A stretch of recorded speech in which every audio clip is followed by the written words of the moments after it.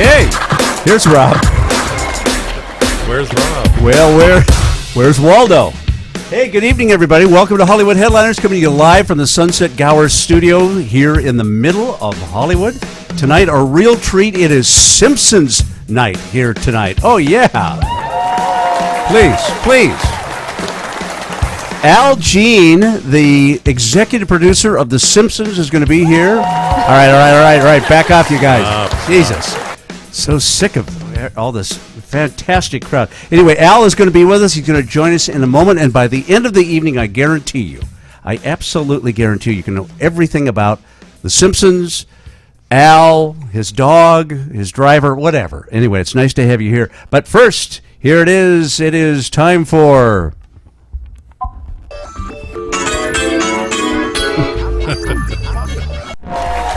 All right, anyway. That was such a small clap. Hi, guys. Hi.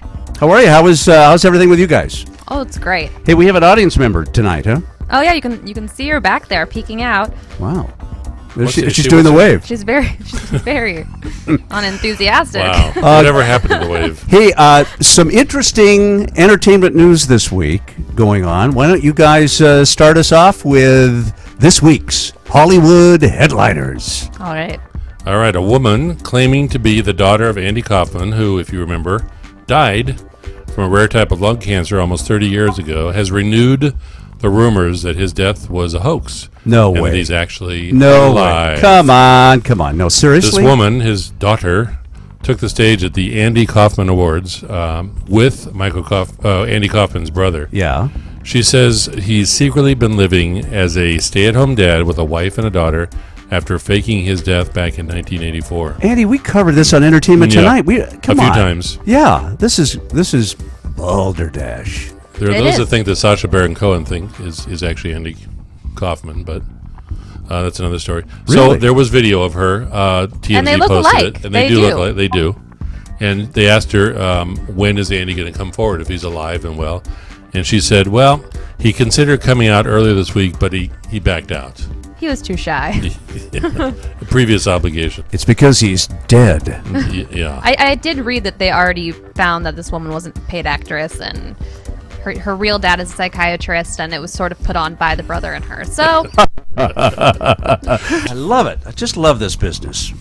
All right, that's pretty good. I'd say that's a good one. That was a 9.7. When Andy Kaufman died... Oh, you still on that? Joan Jett was at the peak of her career. Oh, she's still going still going strong, and still causing controversy. Some South Dakota farmers and ranchers are pissed off at the selection of Joan Jett, who is a vegetarian and an animal rights advocate, because she's going to perform on the South Dakota float in the upcoming Macy's Thanksgiving Day Parade.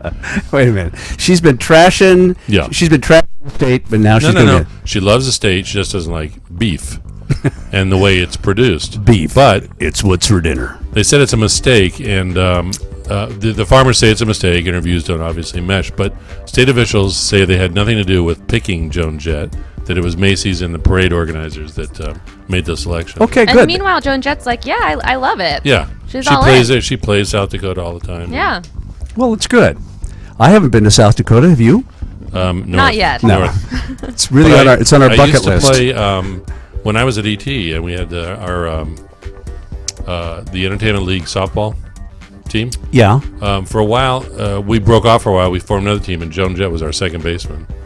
And she's actually an unbelievable second baseman. She's a great infielder. But there's one thing that always got in the way of when she was trying to field a ball. It was that beer that she was holding. So a ball would come to her, she'd put down the beer, take it. And she was like a John Candy with female parts. She's cleaned up since. But good. NBC has no beef with Johnson and Rhys Meyers. Get these segues? Wow. As long as he stays clean and sober. Beef, it's what's for dinner. NBC created a financial incentive for the actor to complete all 10 episodes of Dracula. Have you seen that show this year? I watched the first episode. And I gave up. You did? Me. To me, it's a little hard to follow. It's more style than substance, but I'm not going to be critical. But he was making, or they were going to pay him $100,000 an episode if he stayed clean and sober. And so during filming, he apparently worked, and they paid him when they completed it. But he's had, obviously, previous substance abuse issues. Yeah. So them this time. Well, he finished, and as soon as he finished work, he went back into rehab. Really? I didn't know that. They finished all 10 episodes in, where was it, Budapest? Yeah. Is there any chance he could book us some guests while he's in rehab? That'd be great. Right? Some of my best friends. Yeah. And word has it that Stevie Nicks will appear on American Horror Story, Coven. First of all, I just have to tell our audience, it was just a matter of time until Andy came up with a Stevie Nicks story. I don't know what you mean by that. Andy and Stevie go way I know back, not what you mean. way back. How back? Let me do the story first, and then we can talk. Then we can do the nostalgia. Oh, you're not done with the story? Ay, Vejmir. Well, if you watch, I guess I am done.